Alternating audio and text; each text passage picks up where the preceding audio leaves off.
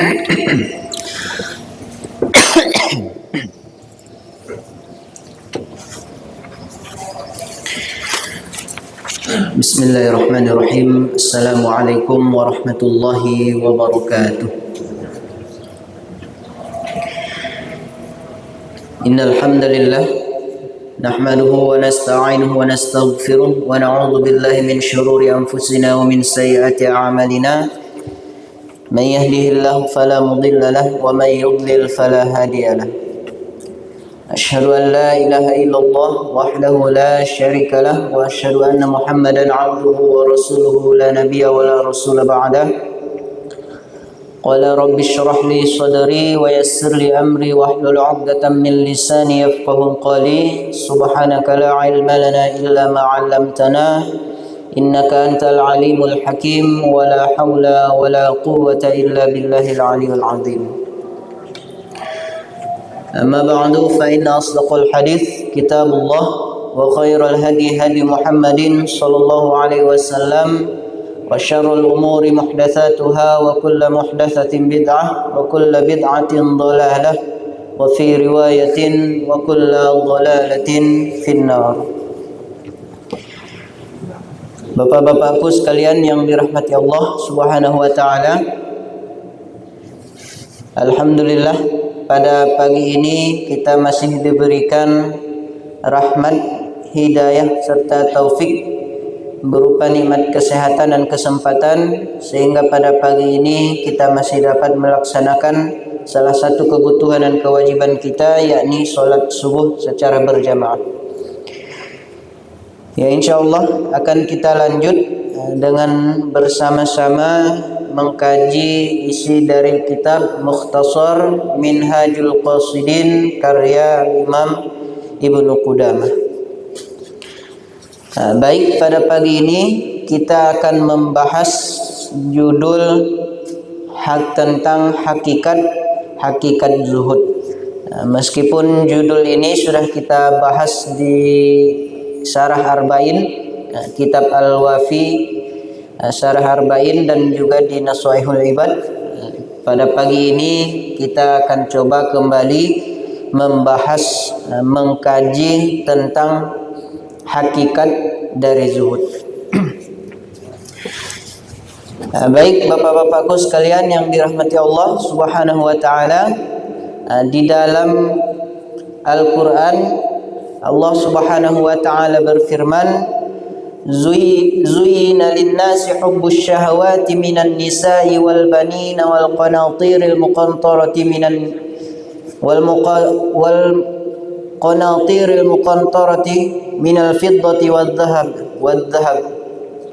minal dhahabi wal fiddati wal khaylil musawwamati wal an'ami wal harath dzalika mata'ul hayatid dunya wallahu 'indahu husnul ma'ab.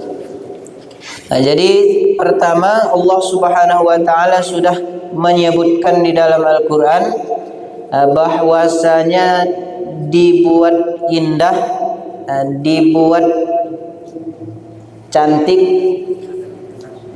dibikin indah pada pandangan manusia itu hubbus syahwat, cinta kepada syahwat, keinginan. Jadi wanita, harta, kekayaan, kendaraan yang mewah, tempat tinggal yang megah, yang mewah, itu dibuat indah di mata manusia. Allah Subhanahu wa taala juga berfirman, "I'lamu annamal hayatud dunya la'ibu wa lahu wa zinatu wa tafakhurun bainakum wa takatsurun fil amwali wal aulad." Ketahuilah bahwasanya hanyalah kehidupan dunia itu la'ibu wa lahu wa zinatu. Kehidupan dunia itu hanya permainan, hanya senda gurau, hanya perhiasan. Kalian berlomba-lomba di dalamnya dalam kemegahan, dan berlomba-lomba di dalamnya dalam kekayaan dan juga keturunan. Wa mal hayatud dunya illa mata'ul ghurur, dan tidaklah kehidupan dunia itu melainkan kecuali hanya kesenangan yang menipu. Jadi di dalam ilmu nahwu itu kalau ada istisna setelah huruf nafi, maka itu maknanya jelas. Setelahnya itu artinya sesuatu yang pasti. Jadi wama dan tidaklah al-hayatud dunya, kehidupan dunia itu illa mata'ul ghurur. Jadi illa itu istisna. Jadi tidaklah kehidupan dunia itu illa, kecuali artinya kalimat setelahnya itu sesuatu yang pasti. Jadi tidaklah kehidupan dunia itu illa kecuali kesenangan yang menipu. Jadi dunia ini hanyalah kesenangan yang menipu. Baik para ulama, yang pertama kita lihat pendapat dari para ulama, para sahabat dan juga dari Nabi sendiri apa itu zuhud. Jadi Nabi Shallallahu Alaihi Wasallam bersabda, izhad fid dunya yuhibbukallah wazhad bima fi aidin nas yuhibbukan nas. Jadi zuhudlah engkau di dunia, niscaya Allah akan mencintaimu, dan zuhudlah terhadap apa-apa yang ada di tangan manusia, maka manusia akan mencintaimu. Jadi kunci untuk dicintai oleh Allah dan manusia adalah zuhud. Jadi enggak ada kunci lain untuk mencari cinta Allah dan cinta manusia kecuali zuhud. Lalu Nabi Shallallahu Alaihi Wasallam di dalam riwayat Imam At-Tirmidzi mengatakan zuhud itu apa? Nabi Shallallahu Alaihi Wasallam bersabda, laisa zahadatu fid dunya bitahrimil halali wala idha'atil mal. Nabi Shallallahu Alaihi Wasallam mengatakan, bukanlah zuhud itu di dunia dengan mengharamkan yang dihalalkan Allah dan menghambur-hamburkan harta. Jadi zuhud itu bukan seperti yang kita pahami umum, meninggalkan dunia secara mutlak, miskin, tidak punya apa-apa, pakaiannya compang-camping dan lain sebagainya, lalu itu kemudian dikatakan zuhud. Tidak. Jadi zuhud itu bukan harus miskin, zuhud itu bukan harus tidak punya apa-apa. Jadi laisa zahadatu fid dunya bitahrimil halal wala idha'atil mal. Bukanlah yang dimaksud zuhud itu mengharamkan yang dihalalkan Allah dan menghambur-hamburkan harta. Jadi pakaian yang bagus, harta, kekayaan, itu sesuatu yang halal. Jadi bukan harus miskin, harus tidak punya kendaraan, harus rumahnya biasa-biasa saja kecil, pakaiannya compang-camping baru dikatakan zuhud. Tidak. Jadi orang-orang yang punya kendaraan, orang-orang yang rumahnya bagus, pakaiannya bagus, hartanya banyak, tapi dia bisa disebut orang zuhud. Karena kata para ulama, zuhud itu adalah pekerjaan hati.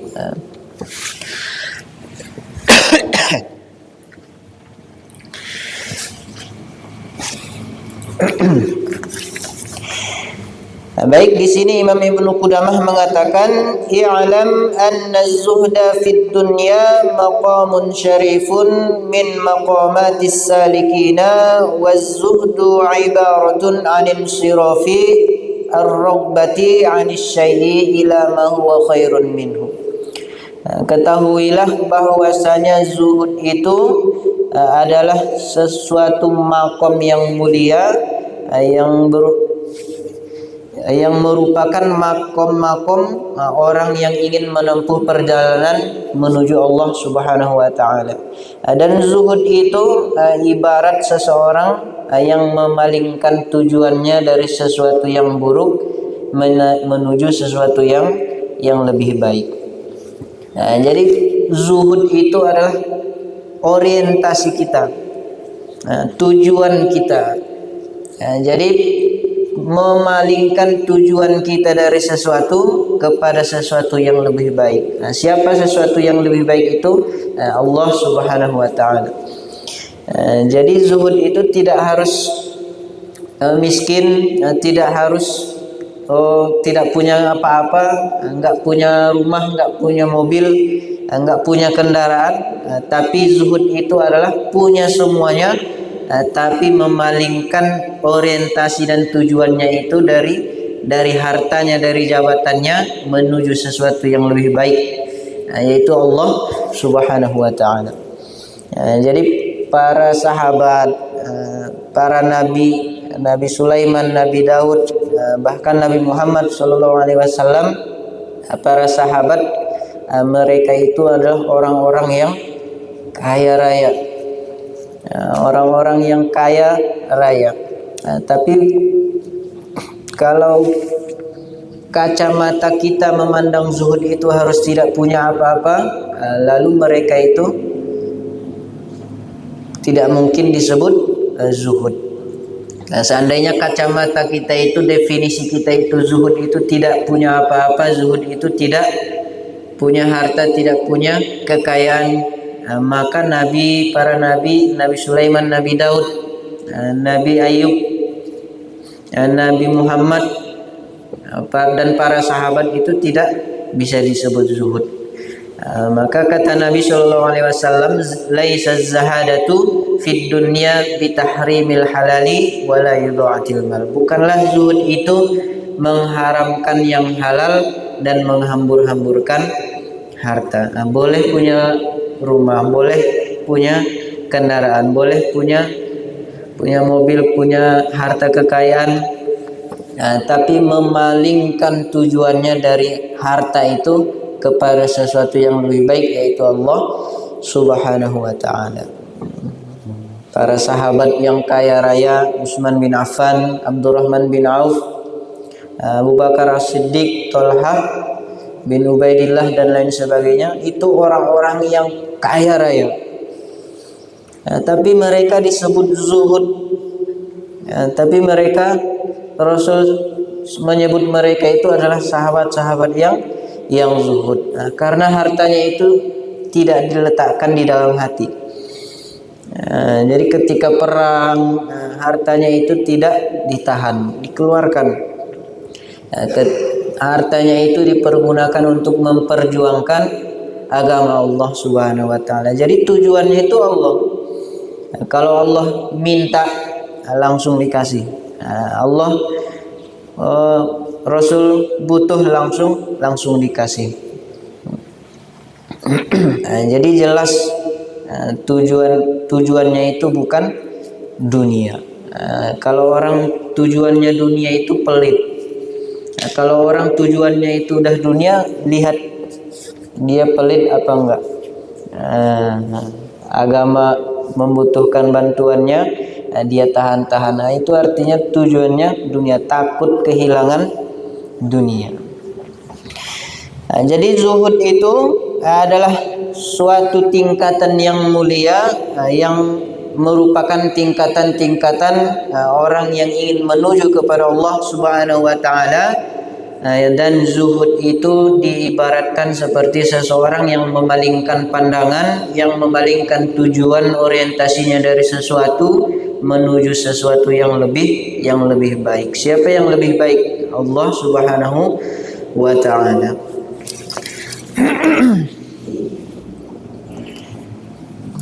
Wa'lam annahu laysa minaz zuhdi tarkul mal wa badluhu ala sabilis sakha'i wal quwwati wastimalatil qulubi, wa innamaz zuhdu ay yatruka ad-dunya lil ilmi bihaqaratiha bin nisbati ila nafasatil akhirah.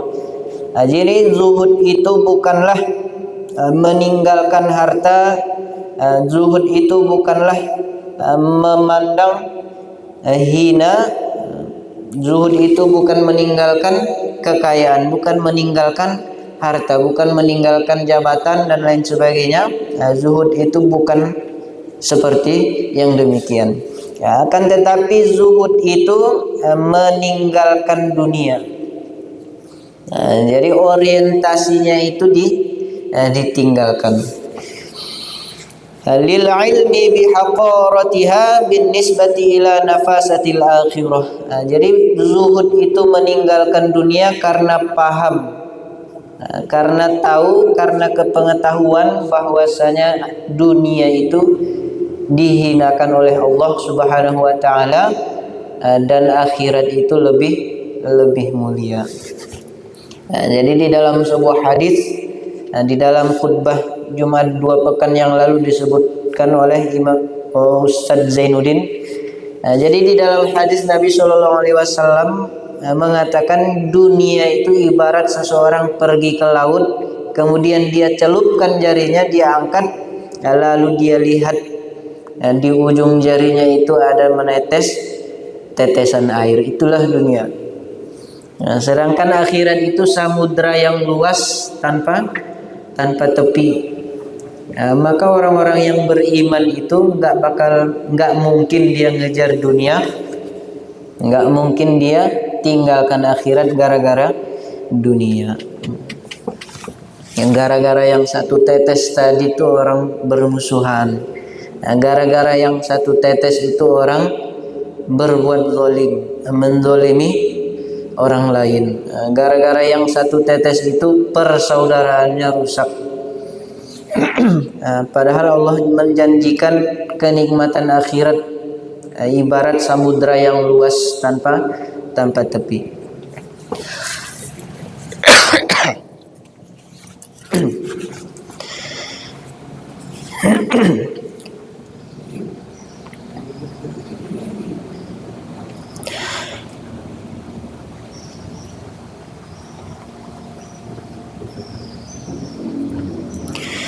ومن فضيلة الزهد قوله تعالى ولا تمدن عينيك إلى ما متعنا به أزواجا منهم زهرة الحياة الدنيا لنفتنهم فيه. وقال النبي صلى الله عليه وسلم من أصبح وهمه الدنيا شتت الله عليه أمره وفرق عليه ضيعته وجعل فقره بين عينيه ولم يأته من الدنيا إلا ما كتب له.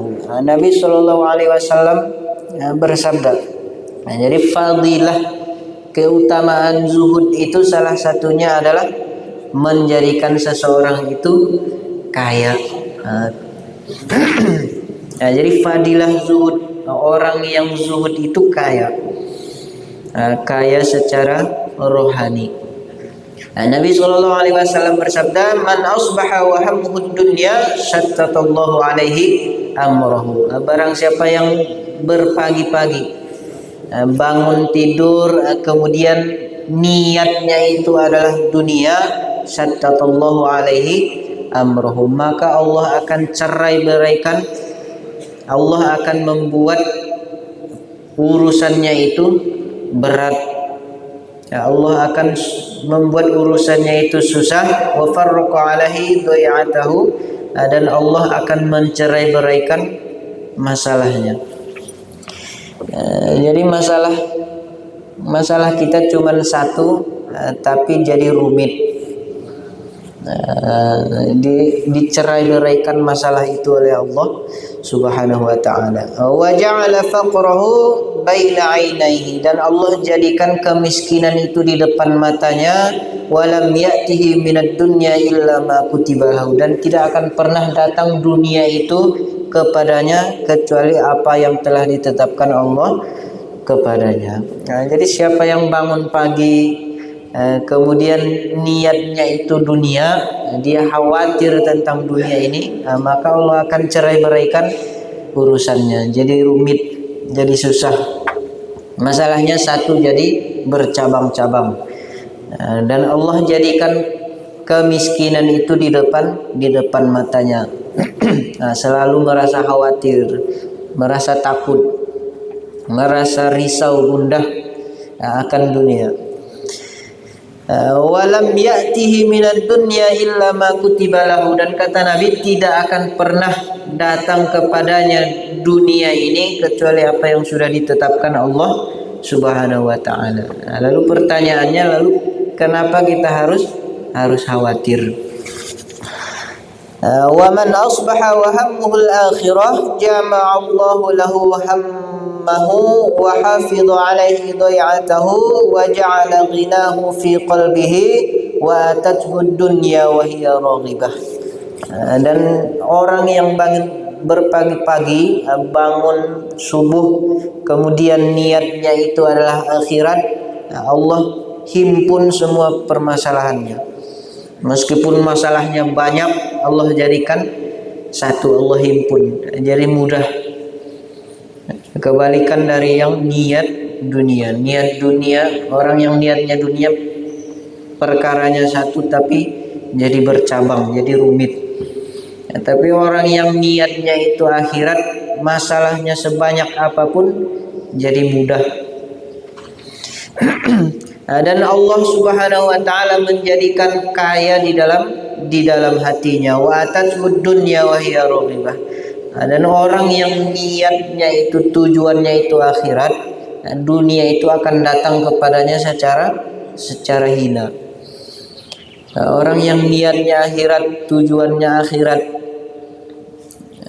maka dunia itu akan mendatangi orang itu dengan hina.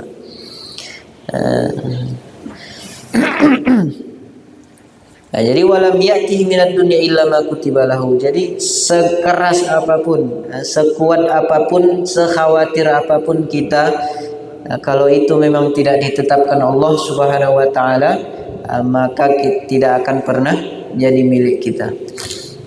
Lalu kenapa kita harus sebegitu khawatir? Jadi orang yang disebut zuhud itu tidak pernah khawatir dengan dunianya. Jadi besok mau makan apa, besok mau bayar pakai apa, besok mau jajan apa, besok mau beli apa, besok harus apa, dan lain sebagainya. Jadi orang zuhud itu terbebas dari itu semua.